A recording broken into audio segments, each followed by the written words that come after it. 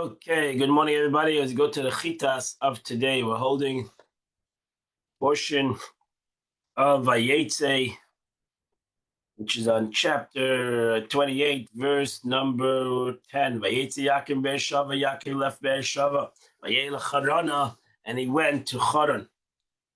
Rashi says, Torah wishes to tell us that because the Canaanite girls were evil in the eyes of Esav, in the evil eyes of Yaakov, Esav went to Yishmael. That's the last week, the last ending of the parsha. Esav went to Yishmael. It erupts a narrative about Yaakov and writes, Esav saw that Isaac had blessed, and therefore he saw that he told him to go to Charan. He told him to leave Canaan. So he said, okay. So everything that he thought that his father would look better than him, he did. And he went, even as Rashi says, he did something wicked because he went and he got married to women, more women. That's all he accomplished. If he goes back, now he comes back to Yaakov. Vayetze. It really needed written, Yaakov went. Why did it say Vayetze? It should say Vayelach. Why then it's mentioned him leaving? In order to tell us that when a righteous person goes away from a place, it makes an impression. Well, the righteous person is in the town. He's the majesty. He's its brilliance. He's its honor.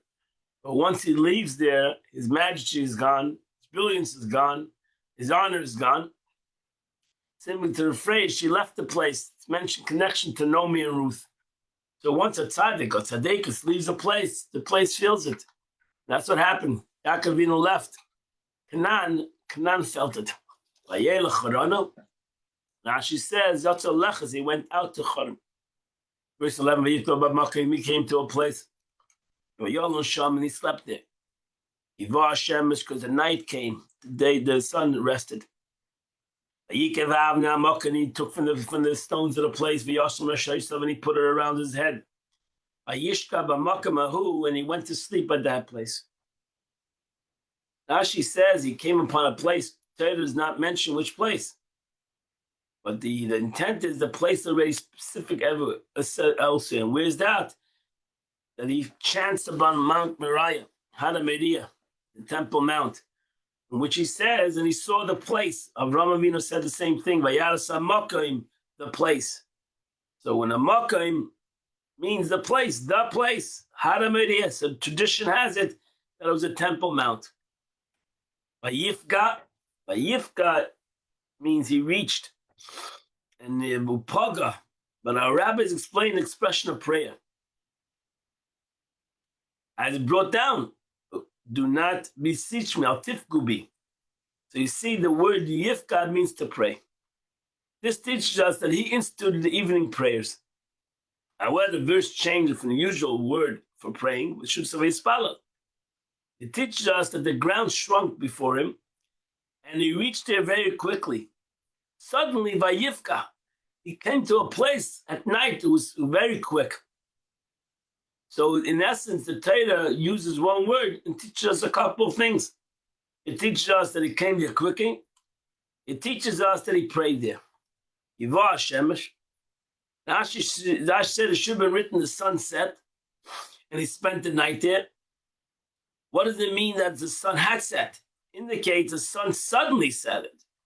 Meaning that it was that for whatever reason the Eibishter brought the sun quicker, because God wanted that he should go to sleep there. He arranged him a form of his drain paper around his head because he was afraid of wild animals attack his head. What happened was, famous medrash, the stones then started to quarrel amongst themselves. One said, "Let the righteous man rest on me." The other said, "Let the righteous man let it rest on me." Immediately, the Holy One, blessed be He, transformed him into one stone. And thus, it says, he took the stone that he put under his head. And he lay down in that place. Ahu is a limited clause. That place, he lay down to sleep. But for 14 years that he attended his teachers in the study of Aver, He did not lie down to go to sleep. Yaakov would fall asleep inside the table, but he wouldn't go officially to bed. He was continuously engaged in his studies. Verse 14, he had a dream. He had a dream and beheld. A ladder was standing on the ground, and its head of the ladder was reaching the heavens. And behold, the angels of God was ascending and descending. Ashi says, why does it say the angels' permanent home is in heaven, that they were ascending and then descending? It should have said the opposite. It should have said they were descending and then ascending. The answer is the angels who accompanied him to the land of Israel, are not permitted to leave the land, so they were ascending. So they're ascending to heaven, whereupon the angels who served them outside the land of Israel came down. So that's why it says ascending first. Verse number 13, Hashem nitzav, behold, God was standing above him. Amen. He said to Ani Hashem, I'm God, the God of Abraham, Avicha, your father. Malakei Yitzchak, the God of the God of Isaac. The land which you are laying upon, I'm giving it to you, and to your offspring. Now she says, Nitzav Allah the Shomrei, to protect him. Malakei Yitzchak, although we do not find it in the Torah that the blessed he associated his name with the righteous people during their lifetime by writing God as so and so, because it says even his holy body, his holy ones, he does not trust. So he usually doesn't put the name of God upon the living. And over here, Yitzchak was alive. Here he associates his name with Isaac because Isaac's eyes become dim and he was confined to his house. In those days, a person that was blind was stuck at home. And he was considered as if he had no capability of doing Avedis, if he's stuck in his house, in his room, and he cannot leave his room because of his blindness. He basically will never sin. So therefore, God wasn't worried that he was going to sin. Sheikh Aleh, the Holy One, blessed be he, and contracted the entire land of Israel under him. He thereby hinted to him that it would be effortless to his descendants to conquer this land. I'll make your offsprings like the dust of the earth. You shall spread out. Yoma to the west, Kedma to the south, Safina to the north, Kedma to the east, Safina to the north, Venegba to the south. And all the families will bless themselves with you, and your offsprings. Rashi says, what means v'paratsta v'chazakta? You should take strength. You should spread out in strength. I'm going to be with you. I'll watch you wherever you go. I'll bring you back. I'm going to bring you back to Eretz Yisrael. Don't worry. I'm not going to let you go until I fulfill which I promised Avram concerning you. Now she says, I am with you, because he was afraid of Esav and Lavan. That I will do with you. The Baiti Lach, Lach means over here, for your benefit, concerning you. That's which I promised Abraham concerning his descendants, I promised regarding you, not Esav. For I did not say to Abraham, for those born of Isaac who will be considered your descendants, but from Isaac, and not all born of Isaac. Similarly, L'cha v'loi lahem, that says in the word of Dibur, that Asher a couple times, has the meaning to speak about me, about you, about him, about them. So the Baiti Lach is about you. And the verse serves as a proof that this, for God had not spoken to Jacob previously, God did not speak. We don't see in the pasuk that the Eibush spoke to Yaakov until today. So therefore, Lach means I spoke about you. When I spoke to Abraham about his children, I was meant to you. Verse 16, Yaakov woke up from the sleep. And he said, God is truly present in this place. And I did not know. Rashi says, if I would known, I would not have gone to sleep. Yid already became afraid. When he said, how awesome is this place? This is the house of God. And this is the gateway to heaven. Talk about the Harabayis, Temple Mount. The Rashi says, Abelezer said in the name of Rabbi Yosi ben Zimra, this ladder was standing in the ground of Beersheba. In the midst of its slope was positioned the site of the Holy Temple. For Beersheba is situated in the southern portion of Yehuda. Beersheba is the Negev. Jerusalem is its north, on the border between a portion of Yehuda and Binyamin, and Beth El was north of Binyamin's portion, on the border between Binyamin and Ephraim and Manasseh. The two tribes are descendants of the Yosef. Thus it follows that a ladder whose base is Beersheba and whose top is above Beth El has the middle of its slope positioned opposite Yerushalayim. Regarding in which our rabbis said that the Holy One, blessed be he, said, the righteous person has come to my dwelling, the site of the Holy Temple in Jerusalem, and he will leave without saying in the night, and that which our rabbis Jacob's named Yerushalayim Beth El, which both imply Beth El is synonymous with Yerushalayim, yet this place Beth El was Luz, and not Yerushalayim. So where did they derive such a statement? I answered that Mount Moriah was uprooted and came to Beth El. And this is the shrinking of the ground referred to in Shittas in the Gemara. The Holy One, the Holy Temple came towards him in Beth El. And that's what this meant. He came upon a place. Because according to tradition, Yaakov Avinu left already. He came back. So then you ask, when Yaakov passed the site of the Holy Temple, why did God not detain him there? I answered that if Yaakov did not occur to pray the place where his fathers had prayed, should they detain him there from heaven? Rather, what happened was he went so far as Choron. This is what the Medrash says. Actually, Yaakov Avinu went all the way. He was already in Iraq. We learned from the chapter Gid Hanosh. And he was born, out of the verse, he went to Choron. When he reached Choron, he said to himself, is it possible that I passed the place my fathers prayed? I didn't pray there. So he turned around. He decided to return and went as far as Beth El, at which point the land shrank. That's why Yifka was on his way back, all the way south to Yerushalayim.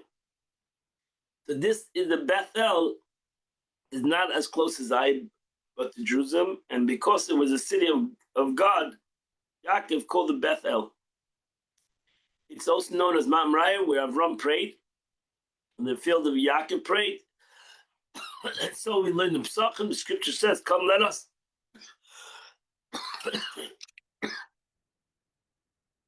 Let us go up the mountain of God, and the house of God of Jacob. Why Jacob mentioned in particular?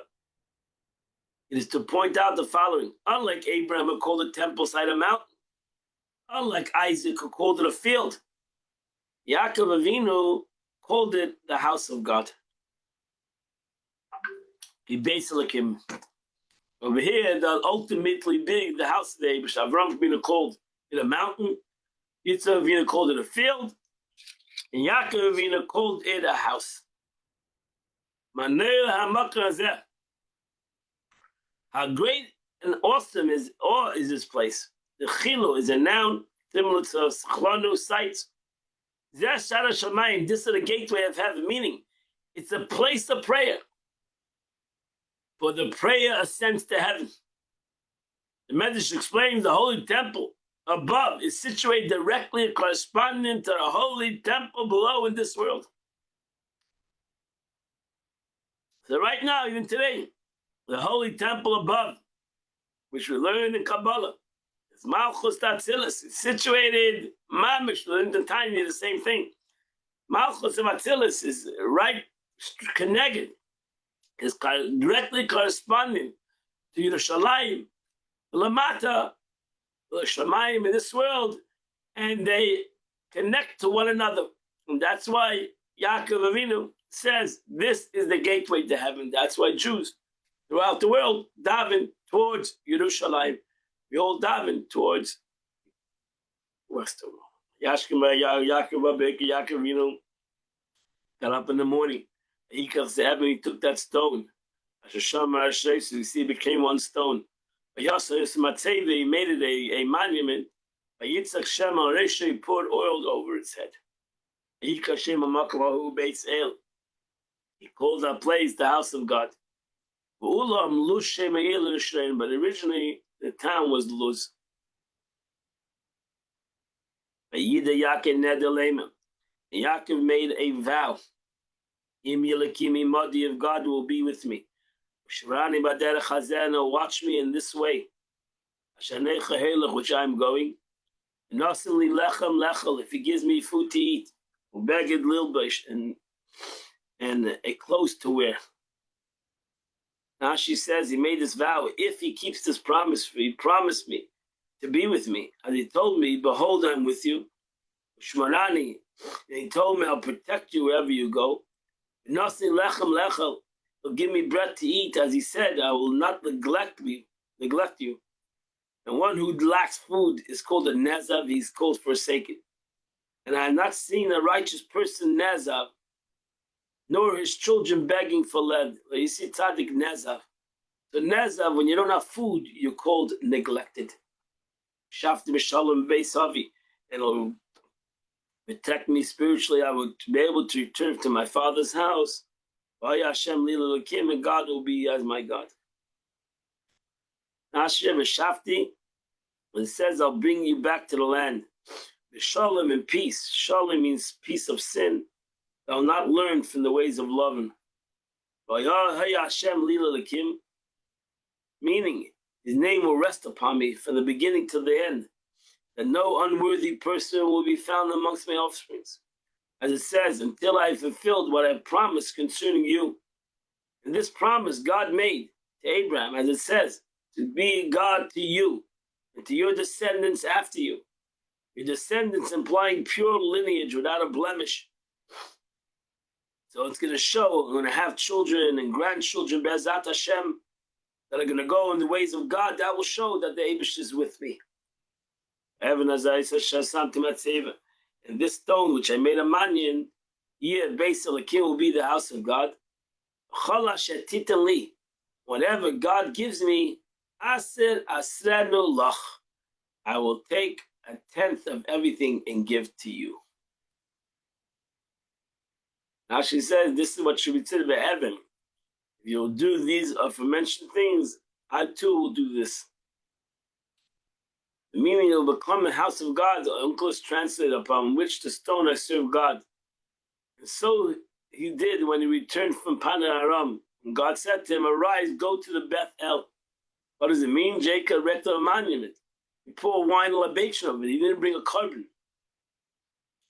So that's why when he comes out in Mitzrayim 22 years from now, when he leaves Lavan on the way back to Eretz Yisrael, to Hebron, the Eibishter tells him he has to bring a carbon. Now he has to bring a carbon. He came with nothing. Now he has to bring a carbon on the way back. And that finished the Chumash for today. We hold the Tanya Kunter Sachen.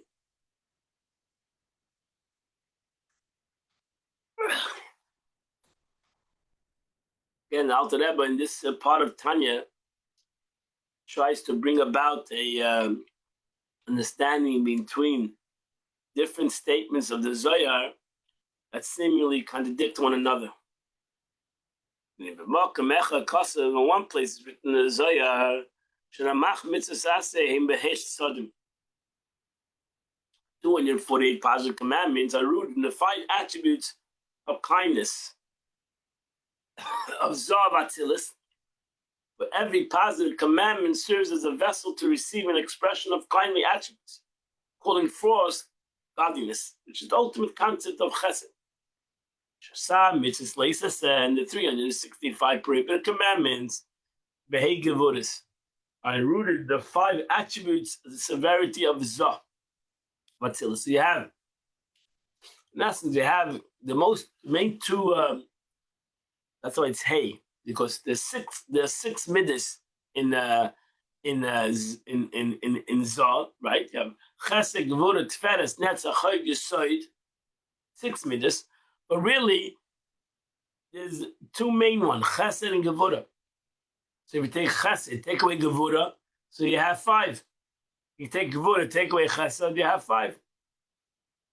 It depends what's more prevalent in this situation. If chesed is more prevalent, it's 5 levels of chesed. If gevurah is more prevalent, then it's 5 levels of severity. So the expression of positivity of chesed, of mitzaseh, is 5 levels of chesed. The expression of 365 negativities is expression of 5 levels of gevurah. So Gevurahs actually reflect the attribute, thrust himself, contradiction, limitation. So you're not allowed to do. These are the things you're not allowed to do, limitation. The prohibited commandments does derive from them, since the intent of these commandments is to withhold a flux of holiness from klippas. And that's what we're trying to accomplish. We're trying to accomplish with positive commandments the concept of connection. We're trying to accomplish through negative commandments that it should not reach to impurity, that this revelation should not reach to impure things. So that's one way where it says in Kabbalah and the Zohar expresses mitzvahs aseh, positive commandments, and mitzvahs leisis, and negative commandments. In another place, Kosav Shem Teyag Archot, at the 613th path, meaning the 613th path, they come from one path. Shu Lavnunis, which is the Lavnunis, the benevolent, pristine whiteness of the supernal Kesed. So now, do they come from one source, or they come from 2 sources? So this level includes no element of severity at all. As Zohar states, there's no left in Atik, meaning there's no element of Gevurah in the internal level of Kesed. There's only Chesed. So that's why in Ratzin, in the concept of Kesed, which is Ratzin, will, over there everything is equal, because everything is good. It does seem to have a compound contradiction. We just stated that 248 positive commandments stem from the vessels of 10 spirits of Zah. And the Zohar states 248 positive stem from the 5 Chesadim, kindness. And Zah of Zah, while the 365 negative stem from the 5 Gevurahs, severity of Zah. And the Zohar states elsewhere that the commandments derive from Lavnunis, in the supernal Kesed, where attributes of severity do not exist at all. So how do you put the 2 together? So again, if you learn Chassidus, Kabbalah, you see everything is relative. Depends on which level we're talking about. The explain is, as I call all mitzvahs are designed to rectify 248 organs of Zah. And how do you rectify these attributes? Is by bringing down an infinite light of God, the Chachma.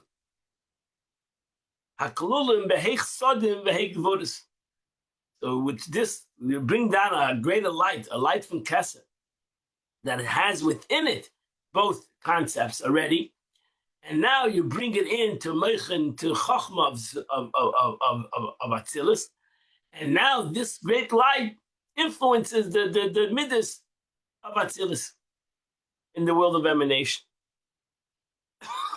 So intellect incorporated within the 5 attribute kindness and 5 attribute severity. Again, immortal man too, by the way of analogy, one's intellectual decisions are commonly swayed by natural leaning to kindness or severity. right? That's what you're leaning to. What do you lean towards?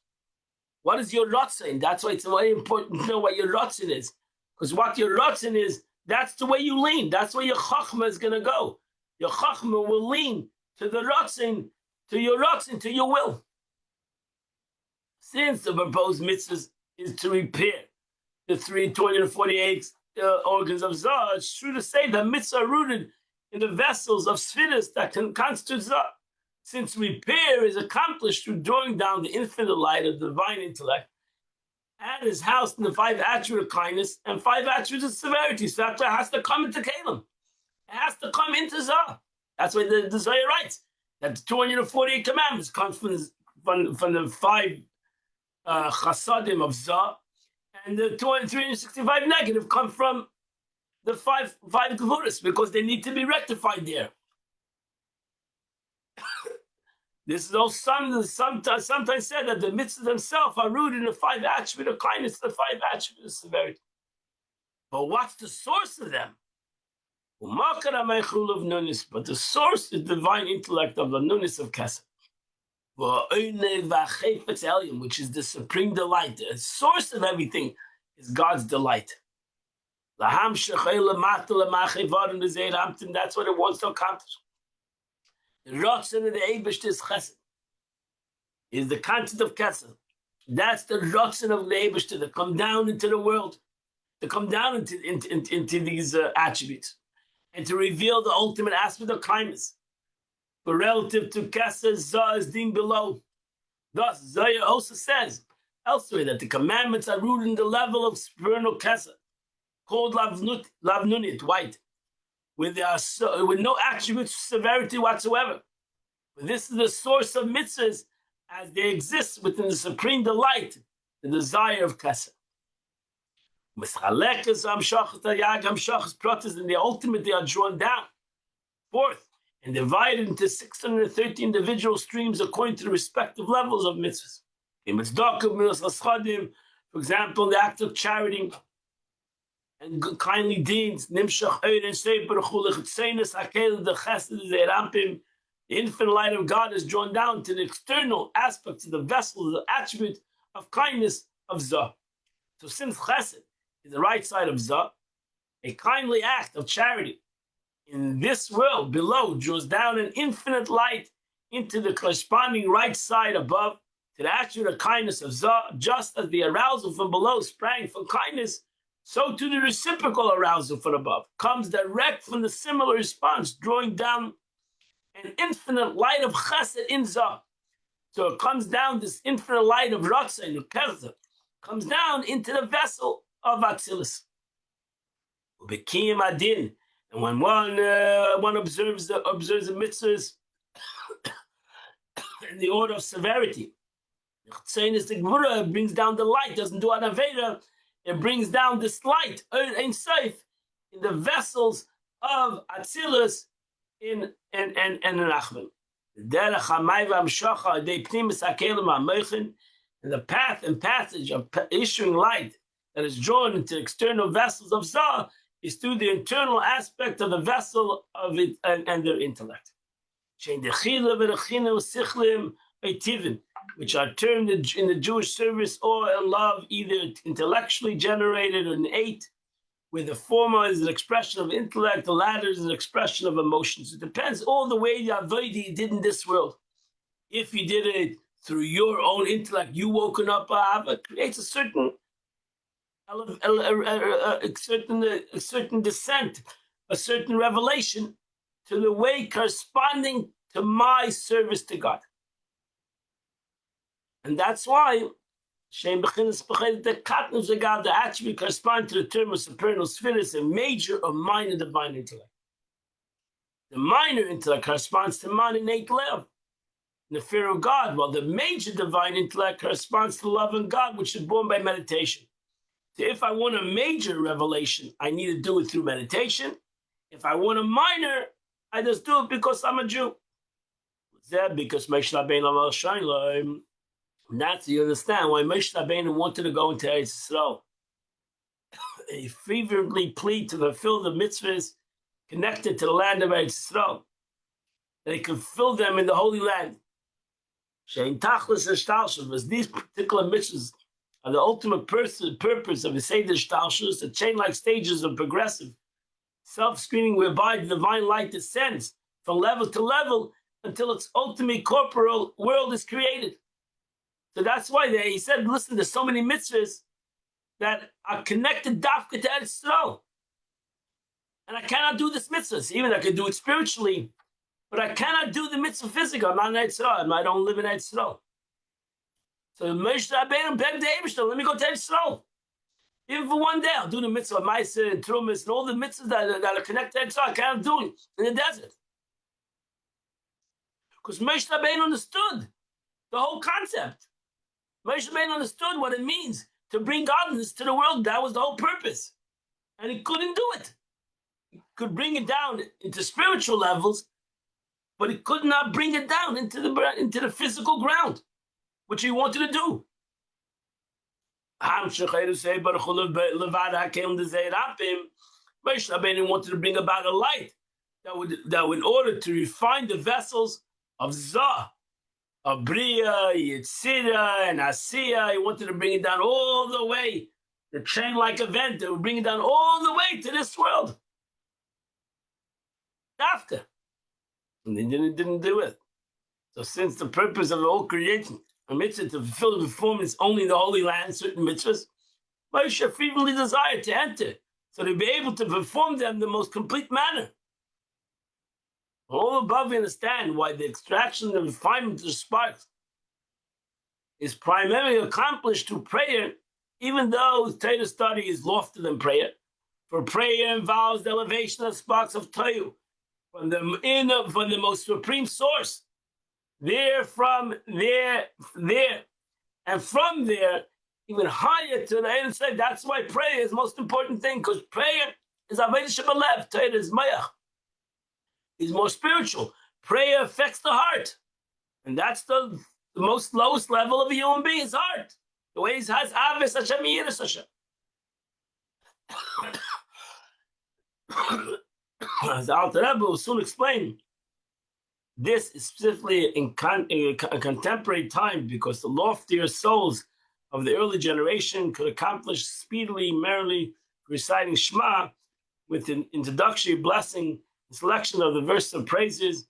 In our days, however, when such lofty souls are not found, the task of birur comes about through prayer. And that's why the most important thing today is the concept of prayer.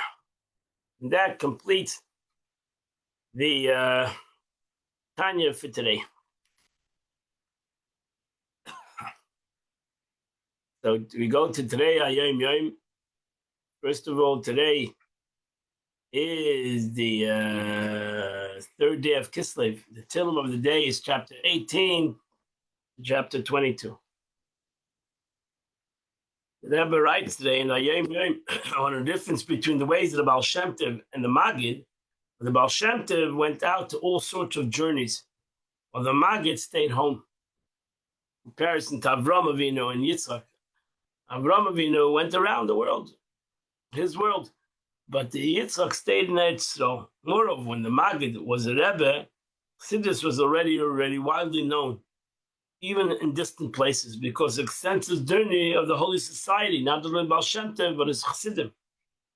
Many average laymen had thus become devoted Chassidim, Chassidus, and used to make pilgrim, and they used to come to the Mezritch to hear the Maggid, and that's why the Maggid had a different Avodah than the Avodah of the Baal Shem. Wish you all a great day, a wonderful day. I invite you all in Mid Shem at 10 o'clock. Come and learn some Chassidus, either at the JEI. Answer the question: what is Zah? Zah is Zeir Ampim, is the Midas of Atzilus. Zah in every world you have Meichen, which is Chochmah Bin Das, and you have the Sheish Midas, which is called Zah. Zeir Ampin, the short faces, and then you have Malchus, which is the attribute of Malchus. So that's what Zah is. Zah is just a word in a Kabbalistic word for the six midas: Chesed, Gvura, Tferes, Netzach, Chayid Yisod. It's called in Kabbalah Zah. I wish you all a wonderful day. We'll see you tomorrow, 8 o'clock. Also, continue to learn the time of the day. I'll speak to you soon. I got to go down.